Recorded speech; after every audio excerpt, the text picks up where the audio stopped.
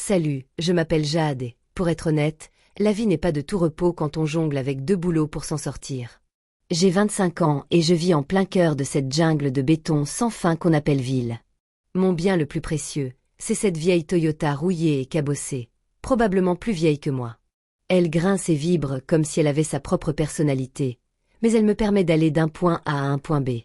Et dans une ville comme celle-ci, c'est tout ce qui compte. Jade, ma chérie, tu peux me passer la salade de pommes de terre. La voix de ma mère interrompit mes pensées. C'est elle la véritable héroïne de ma vie. Celle qui m'a élevée seule après que mon père a décidé que la paternité n'était pas pour lui.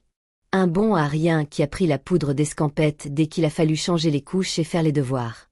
Maman a toujours été mon pilier, mon guide, et celle qui me permet de garder la tête froide pendant le chaos des réunions de famille comme celle-ci.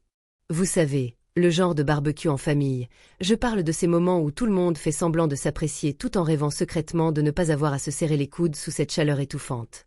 Et puis, bien sûr, il y a l'oncle Frank qui se pavane comme si la maison lui appartenait, le torse bombé, un sourire béat, une légère odeur de parfum de luxe et un air suffisant.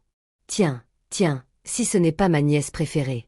Il a tonné à travers le jardin et j'ai levé les yeux au ciel si fort que j'ai cru voir mon cerveau s'échapper. « Salut, oncle Frank. Comment vont les affaires ?» ai-je demandé, même si, honnêtement, je m'en fichais. Ça marche toujours aussi bien. Tu pourrais apprendre 2 ou 3 choses sur la réussite avec moi. A-t-il dit, le torse encore plus bombé. Ouais. La réussite en tant que crétin prétentieux. Peut-être, ai-je murmuré. Et puis, il y a ma cousine Britney, la fierté de Frank, qui agite sa bague de fiançailles étincelante comme si c'était le diamant Hope en personne. Jade, tu as vu ma bague? Demande en mariage direct à Paris. C'était tellement romantique, s'est-elle exclamée. C'est génial, Brit. Je suis vraiment contente pour toi, ai-je dit en souriant. Mais intérieurement, je comptais les minutes avant de pouvoir m'éclipser. Bien sûr, oncle Frank n'allait pas me laisser filer. Il m'a coincé près du barbecue, un sourire suffisant aux lèvres, les mains sur les hanches comme s'il était le roi du monde. Jade, ma chérie, il faut qu'on parle du mariage de Britney, a-t-il dit. J'ai senti un mal de tête se former instantanément. Quoi donc? Ai-je demandé prudemment. Ce sera l'événement de l'année. Un hôtel Fiver, le grand luxe, a-t-il dit, les yeux brillants. Mais ce genre de choses a un prix, tu sais. Ouais, c'est ça. Ai-je marmonné, cherchant désespérément une issue. On s'attend à ce que chacun participe aux tâches ménagères et tout ça. A-t-il poursuivi. J'ai failli m'étouffer. Participer? Oncle Frank, j'ai du mal à payer mon loyer. Des détails. J'ai tout prévu. Ta vieille voiture? Vends-la. Contribue au mariage de Britney, a-t-il dit nonchalamment. Comme si j'étais censée être ravie. Pendant une seconde, j'ai cru que j'allais faire une attaque. Vends ma voiture. Tu es fou? J'en ai besoin pour le travail. Pas maintenant. Ne sois pas égoïste. Après tout ce qu'on a fait pour toi. Sa voix s'est éteinte. Tout ce que tu as fait. Oncle Frank, tu n'as jamais rien fait pour moi ni pour maman. Ai-je rétorqué. Son visage a pris une jolie teinte violette. Écoute-moi bien, mademoiselle. Dans cette famille, on se serre toujours les coudes. Il est temps de faire ta part. Vends la voiture. Contribue au mariage. Ce n'est pas une demande. Après ce barbecue catastrophique, je savais que quelque chose clochait. Le soi-disant succès de l'oncle Frank. Ça sentait le poisson à plein nez, et j'étais bien décidée à découvrir la vérité. Premier arrêt, tante Mildred, la sœur de papa. Elle a toujours eu la langue bien pendue, surtout après quelques verres. Oh, ma chérie, tu n'imagines même pas les histoires que je pourrais te raconter sur Frank, a-t-elle marmonné au téléphone. Tu te souviens de cette grosse promotion qu'il a eue en 2008. Disons simplement que la femme de son patron a beaucoup apprécié les heures supplémentaires de Frank, si vous voyez ce que je veux dire. Bingo, ma première piste. J'ai passé des jours scotchés à mon ordinateur portable, à éplucher les archives publiques, les vieux articles de presse et les réseaux sociaux. Et là, coup de chance, une série de plaintes pour fraude déposées contre la société de l'oncle Frank. C'était pire que ce que j'avais imaginé. Il était temps de faire appel à des renforts. J'ai contacté mon meilleur ami, Marcus. Salut, quoi de neuf? Il a répondu.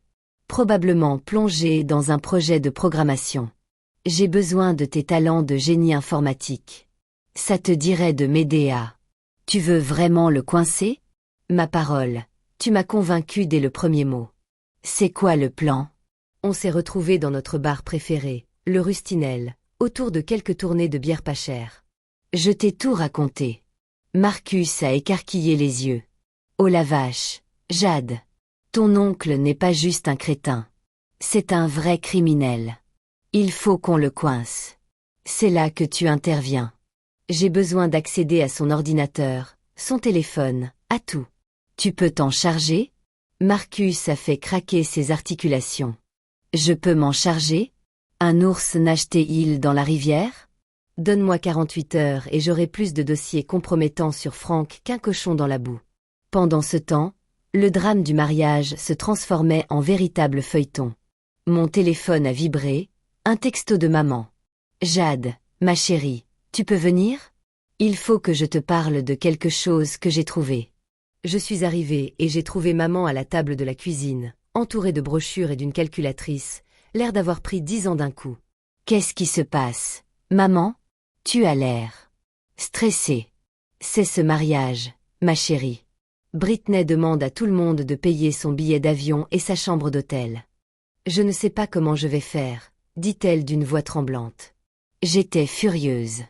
Maman, tu plaisantes? C'est absurde. Je sais, mais c'est la famille. Frank dit que c'est la moindre des choses pour le grand jour de Britney, dit-elle doucement. Je me mordis la langue pour ne pas exploser. Maman, écoute-moi. Tu ne leur dois rien. S'ils n'ont pas les moyens de se payer un mariage somptueux, c'est leur problème, pas le nôtre. À ce moment-là, mon téléphone vibra de nouveau. C'était Marcus. Jade, tu ne vas pas croire ce que j'ai trouvé. J'embrassai maman sur la joue et filai. Je dois y aller, mais promets-moi que tu ne feras rien de fou, comme contracter un prêt pour ce mariage. Elle hocha la tête. Mais l'inquiétude dans ses yeux ne fit que renforcer ma détermination. Chez Marcus, il ouvrit une série de documents sur son ordinateur. Les yeux brillants. Écoute ça. Il a dit, ton oncle falsifie les comptes depuis des années. Détournement de fonds, fraude, tout y est passé. Mais ce n'est même pas le pire. Il cliqua sur un autre écran et mon cœur rata un battement. Il escroquait des personnes âgées, leur promettant des rendements mirobolants sur de faux investissements, et les ruinant. J'avais la nausée. On l'a eu, murmurai-je. Marcus sourit. Oh, ce n'est que le début. Des caméras cachées dans son bureau, quelques techniques de manipulation, et on aura accès à toute sa vie numérique. Tandis que nous élaborions notre plan, mon téléphone vibra de nouveau. C'était Britney Jade. Chérie, j'ai une idée géniale. Et si tu étais une de mes demoiselles d'honneur? Bien sûr, tu n'auras qu'à acheter la robe à $500.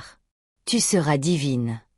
Je coupai le son, retenant l'envie de jeter mon téléphone à l'autre bout de la pièce. Marcus, il faut faire vite. Ces gens sont incontrôlables. Ne t'inquiète pas, Jade, dit-il d'un ton grave. Quand on aura fini, oncle Frank regrettera de s'être attaqué à toi et à ta famille. En examinant la pile de preuves, sur l'écran de Marcus, j'ai ressenti un mélange de colère et de satisfaction. Oncle Frank se croyait intouchable, mais il était loin de se douter de ce qui l'attendait. L'orage grondait et j'allais lui gâcher la fête. Quelques mois plus tard, le soir des fiançailles de Britney. J'étais sur mon 31, digne d'un magazine. Mais sous ma robe de créateur, j'étais bardé de gadgets à faire pâlir James Bond. Je suis arrivé devant l'hôtel chic, lustre en cristal, fontaine de champagne, tout le tralala. Oncle Frank n'avait pas fait les choses à moitié. « Jade, ma chérie, tu es là !» s'est exclamé Britney en m'envoyant des bisous. « Et tu portes la robe de demoiselle d'honneur. Je savais que tu finirais par céder. » J'ai esquissé un sourire. Pour rien au monde. Mon téléphone a vibré. Tout était prêt. Opération Karma lancée. Je me suis dirigé nonchalamment vers la sono, faisant mine de vérifier le matériel. C'est alors qu'oncle Frank a pris le micro. Amis, famille. Chers collègues, nous sommes réunis pour célébrer l'amour, mais aussi la famille. La famille, c'est sacré. J'ai reniflé discrètement. La famille, c'est sacré. Quand on les dépouille de tout, apparemment, comme ils continuaient à débiter, j'ai glissé la clé USB dans le système audio. Que le spectacle commence. Soudain, la voix de Franck a retenti, mais pas son discours. C'est vieux, c'est comme des marques déposées. On leur sort un faux prospectus. On leur promet la lune. Et hop, ils nous donnent toutes leurs économies. Un silence de mort s'est abattu sur la salle. Un autre extrait a été diffusé. Qui s'en soucie si la boîte fait faillite? Avant que quelqu'un ne s'en aperçoive, je siroterai des margaritas dans un pays sans traité d'extradition. Le visage de Franck est devenu livide. Il s'est jeté sur le système audio, mais j'ai été plus rapide. Qu'est-ce qui ne va pas, oncle Franck? Je n'aime pas m'entendre parler. À ce moment précis, les portes se sont ouvertes brusquement et 2 policiers sont entrés. Francis Reeves, vous êtes en état d'arrestation pour fraude, détournement de fonds et exploitation financière de personnes âgées. Quelle aventure! Depuis la chute publique de l'oncle Franck à la fête de fiançailles, la famille est sens dessus dessous, mais honnêtement, il fallait bien un coup de secoué. Je suis chez maman pour l'aider à trier des factures quand tante Karen débarque. Spectaculaire à souhait. Tu as entendu? Ils ont tout saisi. Les comptes de Franck, la maison, même l'argent du mariage de Britney. Maman est sous le choc. Tout. Mais le mariage de Britney? Je ne peux m'empêcher de ricaner. Je suis presque sûre que Bee est hors course, à moins qu'elle ne soit d'accord pour une plage en béton et barbelée. Tante Karen me fusille du regard. C'est entièrement de ta faute, Jade. Tu as tout gâché. Ma faute. C'est l'oncle Franck qui a décidé de jouer à Bernie Matteau avec l'argent des autres. Je viens de révéler la vérité. Maman intervient, à ma grande surprise. Karen, ça suffit. Franck l'a bien cherché, à lui et à nous tous. À ce moment-là, mon téléphone vibre. C'est Marcus. Jade, tu ne vas pas le croire. L'entreprise de Franck offre une récompense aux lanceurs d'alerte. Tu vas toucher le jackpot, ma belle. Je suis vraiment bluffée. On parle de quoi rembourser une bonne partie de tes prêts étudiants. Et même plus. Après avoir raccroché, j'annonce la nouvelle à ma tante. Les yeux de ma mère s'écarquillent. Oh ma chérie, c'est merveilleux. Tu le mérites après tout ce qui s'est passé. Karen a l'air d'avoir mangé un citron. Eh bien, j'espère bien partager cet argent avec la famille après tout. On est tous victimes. Bien sûr. Je ris. Tu sais quoi? Tu as raison. Je vais le partager. Maman, et si on remboursait ton prêt immobilier? Et je sais qu'oncle Pet a des difficultés depuis son licenciement. On peut l'aider aussi. Et Karen reste bouche bée. Mais, et Britney et moi? Est-ce désolé? Karen. C'est la loi du karma. Pas vrai. Les semaines passent et les choses commencent à se stabiliser. Normal.